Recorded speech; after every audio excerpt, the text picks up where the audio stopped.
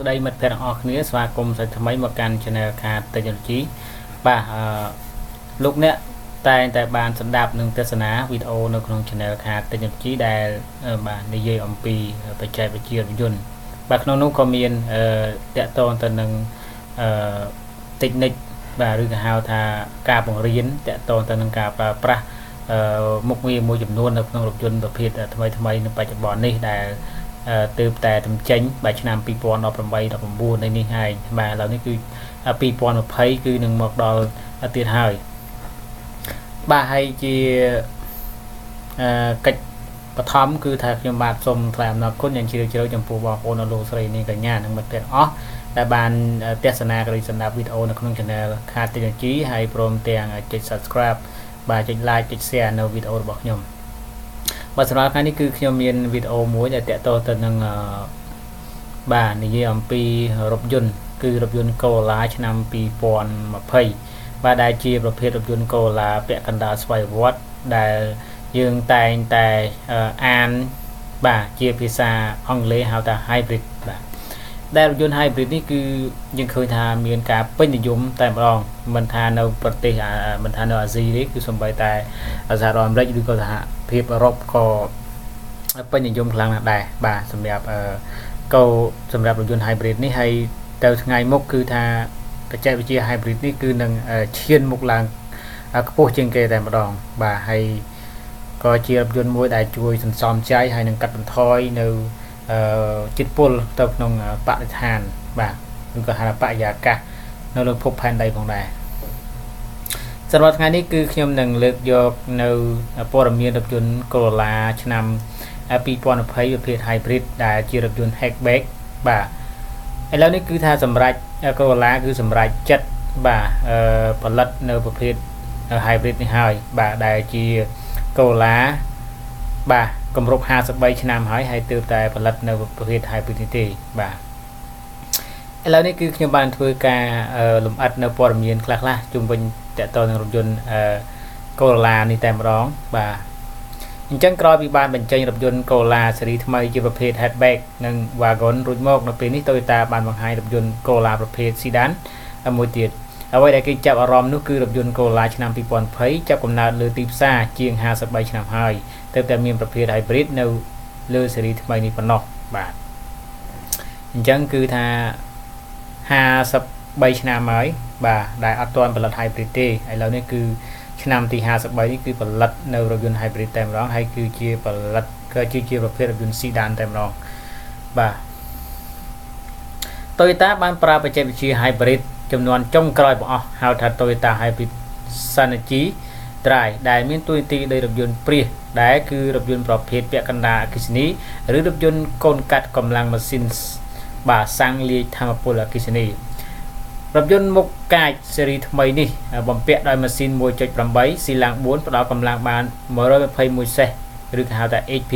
ចំណែកម៉ូទ័រអគ្គិសនីផ្ដល់កម្លាំងបាន71សេសហើយកម្លាំងសាកគុយក៏មានតួនាទីដោយព្រាសចំនួនថ្មីចឹងដែរប៉ុន្តែជាប្រភេទថ្មីដែល Toyota ឲ្យឈ្មោះថា Hyper Prim Nickel មានតួនាទីជំនួយការសាកកាន់តែរហ័សបាទចឹងបច្ចេកវិទ្យាថ្មីនេះគឺគេឲ្យឈ្មោះថា Hyper Prim Nickel បាទ Nickel ចំពោះកម្រិតស៊ីសាំងតិចមែនទែនគឺចម្ងាយ100គីឡូម៉ែត្រក្រៅបាទក្រៅក្រុងគឺស៊ីប្រមាណជា 4.4 ទៅ 4.5 លីត្រតែប៉ុណ្ណោះបាទរីឯការរចនាផ្នែកខាងក្នុងប្រភេទ Full Option បំពាក់អេក្រង់ 8 អ៊ីង Touch Screen ភ្ជាប់ជាមួយនឹង Apple CarPlay និងបាទ Siri i Free មុខងារកំណត់សម្គាល់សំឡេង Voice Recognition Bluetooth បច្ចេកវិទ្យាតាមដាន Traffic និងបច្ចេកវិទ្យា Toyota បាទ Entune App Suite បាទលើកនេះទៀត Corolla ឆ្នាំ2020បំពាក់បន្ថែមបច្ចេកវិទ្យាកម្រិតសុវត្ថិភាពចំនួនទី2 Toyota Safety Sense 2.0 បច្ចេកវិទ្យា Pre-Collision System PCS បច្ចេកវិទ្យា Full Radar Cruise Control និងបច្ចេកវិទ្យា Lane Departure Alert ជាមួយនឹងបច្ចេកវិទ្យាជំនួយចង្កូតបច្ចេកវិទ្យា Lane Tracking Lane Tracking Assist ជាដើមចំពោះតម្លៃចាប់ផ្ដើមនៅបរទេសប្រមាណជា $24,790 ឯតម្លៃ$26,790សម្រាប់ជំរើស Premium បាទអញ្ចឹងរថយន្ត Corolla នេះគឺ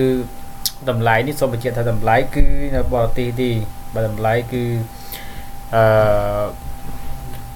រថយន្តតម្លៃគឺមាន2ជំរើសគឺមាន$24,790 បាទដុល្លារហើយតម្លៃសម្រាប់ Premium គឺតម្លៃគឺ$26,790 បាទសម្រាប់តម្លៃគឺនៅបរទេសទេមិនមែននៅអាស៊ីហើយមិនមែននៅប្រទេសកម្ពុជាដែរបាទអញ្ចឹងរថយន្ត Corolla ប្រភេទ Hybrid ឆ្នាំ2020នេះគឺគេផលិតវាជារថយន្ត Sedan បាទហើយគឺជាគម្រប់ឆ្នាំលើកទី53ហើយដែលគេផលិត Hybrid នេះបាទទើបតែឆ្នាំទី53ទេដែលគេផលិត Hybrid នេះហើយHybrid នេះគឺមានប្រើម៉ាស៊ីនគឺ 1.8 បាទដែលមាន4សីឡាំងបើគិតជាកម្លាំងសេសគឺ121សេសបាទចំណែកឯmotor អគ្គិសនីវិញគឺមានកម្លាំង71សេសហើយកម្លាំងសាកអគុយគឺដូច Toyota Prius ដែរហើយប៉ុន្តែវាជាចំនួនថ្មីគេប្រើ Hyper Prim Nickel បាទដែលធ្វើឲ្យសាកថ្មហ្នឹងគឺកាន់តែលឿនតែម្ដងជាសេសសាកអគុយហ្នឹងបាទហើយកម្រិតស៊ីសាំងរបស់វាហ្នឹងគឺចម្ងាយ100គីឡូម៉ែត្របាទសម្រាប់ក្រៅក្រុងស៊ីប្រមាណជា4.4 ទេបាទ100ម៉ែត្រហើយបើសិនជាក្នុងក្រុងគឺ4.5បាទស៊ីតិចមែនតើបាទក្នុង100គីឡូម៉ែត្រហើយមានបើសិនជាមានប្រភេទ full option គឺមានអេក្រង់8 inch ហើយ touch screen ហើយភ្ជាប់នឹងអាចភ្ជាប់ឲ្យលោកអ្នកភ្ជាប់ជាមួយនឹងគេហៅថា connect ជាមួយនឹង Apple CarPlay បាទ Siri i free ហើយនឹងមានមុខងារ voice recognize Bluetooth បាទបច្ចេកវិទ្យាតាមដាន traffic Toyota Intune app shoot ហើយគេមានបំពាក់បន្ថែមថ្មីនេះគឺថាមានប្រភេទសុវត្ថិភាពគឺ Toyota Safety Sense 2 ចុច Pre-collision system បាទ Full radar cruise control lane departure alert បាទនិង lane បាទ tracking assist បាទអញ្ចឹងគឺយើងឃើញថាមានបច្ចេកវិទ្យាបំពាក់បន្ថែមច្រើនហើយទំនើបបាទពីមួយថ្ងៃទៅមួយថ្ងៃបាទពីmodel មួយទៅ model មួយគឺថាមានការបំពាក់បន្ថែមនៅប្រព័ន្ធតទៅសុវត្ថិភាពបាទផ្សេងជាដើមបាទអញ្ចឹងតទៅនឹងវីដេអូនេះគឺខ្ញុំបានសូមបញ្ចប់នៅត្រឹមនេះចុះហើយសូមបងប្អូនកុំភ្លេចជួយចុច subscribe ចុច like ចុច share ហើយអរគុណច្រើនចំពោះការទស្សនារបស់បងប្អូនផងដែរគណៈពេលនេះខ្ញុំបាទសូមជម្រាបលាបាទបងប្អូនត្រឹមនេះចុះអរគុណ